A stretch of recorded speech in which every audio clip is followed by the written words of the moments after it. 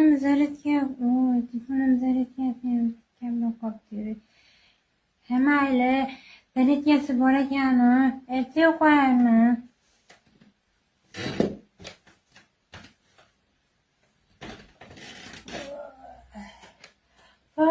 Bugun qayerga borishim kerak, ish gaplashgan ekanlar bilan.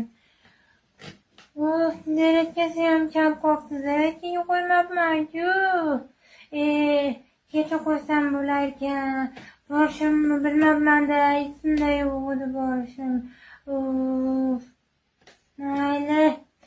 Hozir kiyinib chiqib ketganimda zaryadka olib turar. Qo'yib qo'yaman, zaryadka qo'yib.